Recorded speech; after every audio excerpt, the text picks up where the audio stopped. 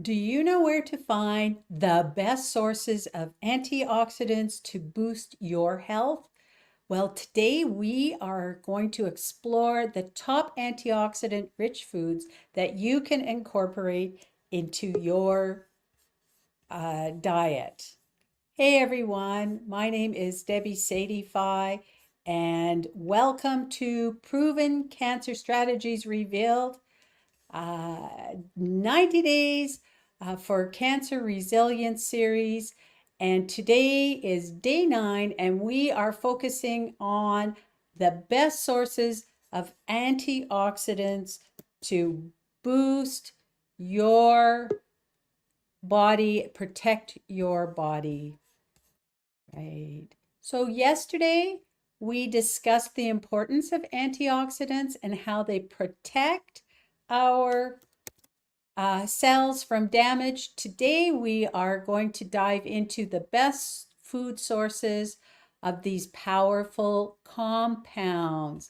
So let's get started.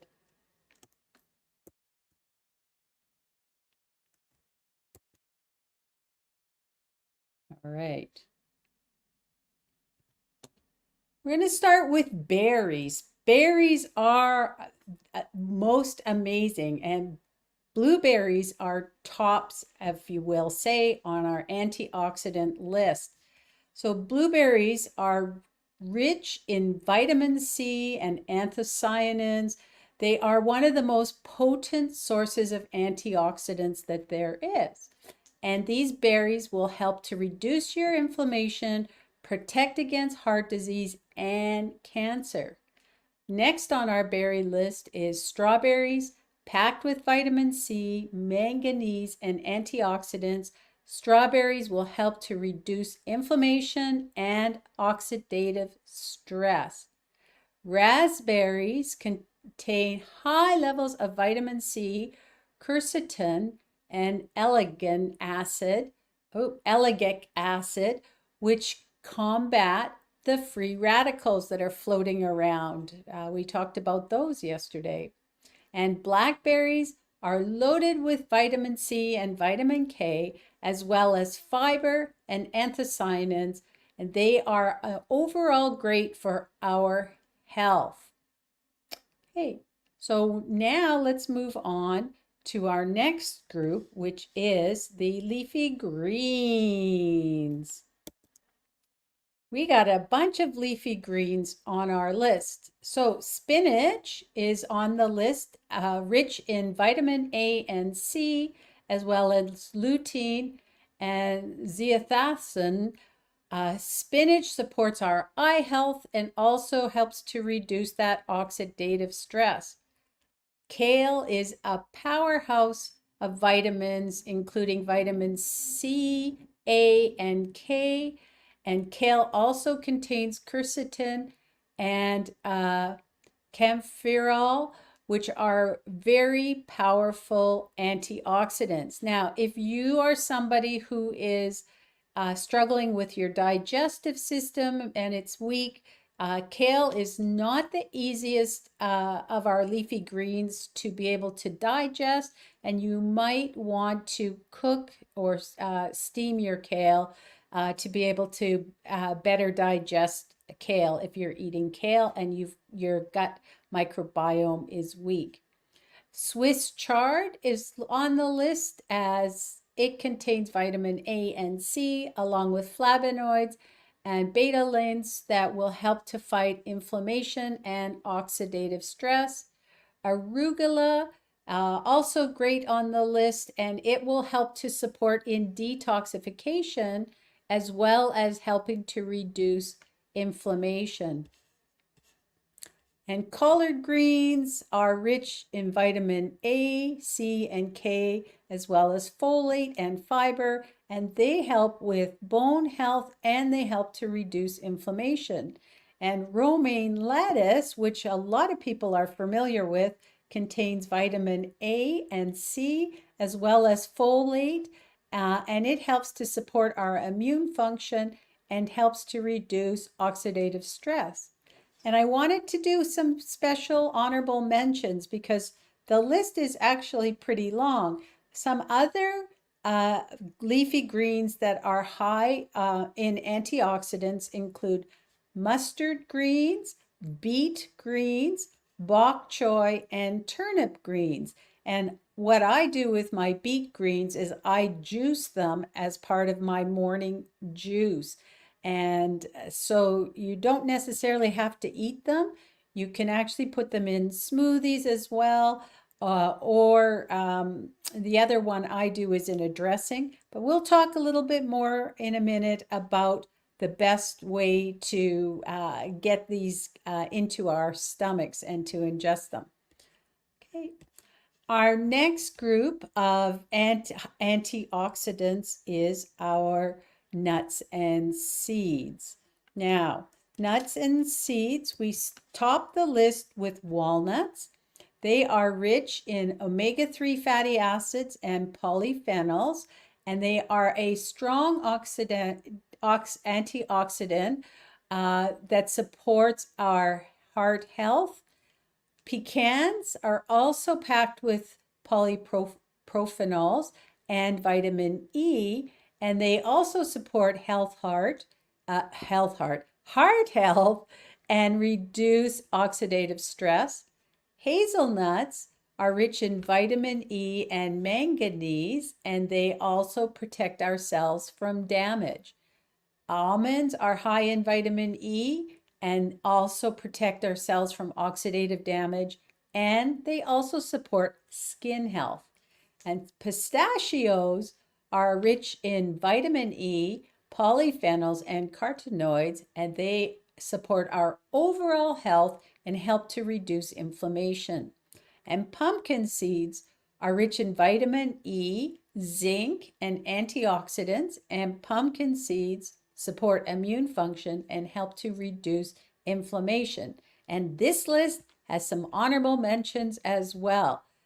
Our honorable mentions go to chia seeds, flax seeds, hemp hearts, and sesame seeds. These are all high fiber, rich, protein rich seeds that you can also include, and really great antioxidants and lots of good nutrients, and also omega-3s. All right. Moving on to fruit. So other than berries, our fruits, pomegranates is going to top our list of other fruits because our berries are the highest, and they're in their own category because they're the highest of our antioxidants. But pomegranates tops the list. They're high in punicalagins and anthocyanins, and they help to reduce inflammation and support our heart health. Cherries are also rich in anthocyanins and vitamin C, and they help to reduce inflammation and support overall health. And right now in my area, there's lots of cherries available in the grocery stores. Oranges, we all pretty much know that they are packed with vitamin C, and they also have flavonoids. They will help to boost our immune system and reduce inflammation. Grapefruits, the same vitamin C. They also are rich in vitamin A and lycopene, and they will help to support our immune system, reduce inflammation, and also are good for our eye health. Apples, they say an apple a day keeps the doctor away. So apples are rich in quercetin and vitamin C, and they help to protect our cells and reduce inflammation. And grapes are loaded with resveratrol and other antioxidants as well, and they again supporting heart health and help to reduce that oxidative stress. Now I'm going to move on to the next group, which is the final group, and that's our herbs and spices. Right. So top of the list on the herbs and spices is our turmeric, which contains curcumin, which we talked about in one of our previous sessions. It's a potent antioxidant with anti-inflammatory properties.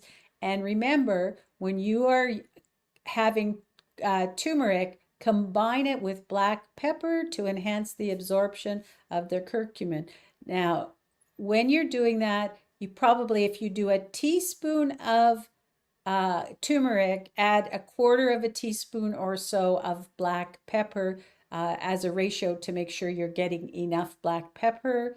And, I will say you can put it in a smoothie or a dressing or anything like that. So it's got lots of ways that you can add your turmeric to your meals. Ginger is great. It is rich in gingerol, which is a powerful antioxidant and also anti-inflammatory. Garlic contains allicin, which is a strong antioxidant, and it also supports our heart health. Remember, if you are using garlic, chop or crush your garlic and let it sit for 10 to 20 minutes before you use it to maximize the release of the allicin. Cloves, OJ, here's your cloves. They are on the list. They are high in eugenol, and they are a powerful source of antioxidants. They contain vitamin C, manganese, and fiber, and they will help to reduce your oxidative stress and inflammation. Right behind it is cinnamon, which contains cinnamaldehyde, which has anti-inflammatory properties, and it helps to relate our blood sugar levels. Oregano makes the list with rosmarinic acid. It is a strong anti-inflammatory and also has immune supporting properties. On the list of spices, I wanted to make an honorable mention to a few other of our herbs. There's rosemary, thyme, basil, and sage also are very rich in antioxidants. So those are a lot of different herbs and spices and different foods and they're all plant-based foods that you can add into your diet, into the food that you're eating. So how do you combine them into your daily intake, your meals, your food, snacks? So you can start with a daily smoothie, and I'm talking about a green smoothie where you're using a handful of berries, a small handful of berries, a big handful of your leafy greens or other greens. So that would include something like spinach. You can add flaxseed into your morning smoothie. Just add them all in. And if you want to know more about how to make a great green smoothie, I have a video that I've done. Check it out on YouTube. The link is in the comments for you. And you can also make a beautiful salad, integrate in those colorful vegetables and fruit to maximize the antioxidant intake. Add a beautiful dressing that has herbs in it and spices in it will help. And you can use your nuts and seeds and fresh fruits as a daily snack to boost your antioxidant levels throughout the day. When you're cooking, use your herbs and spices like your turmeric, your ginger, your garlic, your cloves, and put them into your meals by your cooking. And basically, by incorporating these beautiful antioxidant-rich foods into your diet, it's a simple way to boost your health and protect your body from these oxidative stress. And these foods not only will taste good, but will provide the essential nutrients to support your overall well-being and help to protect you from cancer or boost your nutrients if you are going through treatment right now. And so this is the same challenge that I had yesterday, which is to add at least one antioxidant rich food to your meals every day this week. If you have some recipes, a favorite recipe that you like to use, and you have a way that you incorporate these foods into your diet that might help somebody else, then please put it in the comments. I would love to hear from you on that. All right.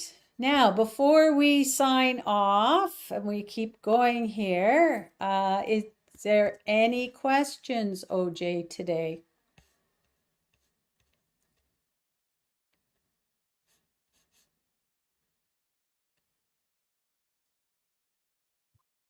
Hey, Kathy. Any Hi, questions from either of you? I did have a question. Yay. Cashews. Yes. I was surprised they weren't on the list. Were you surprised they weren't on the list?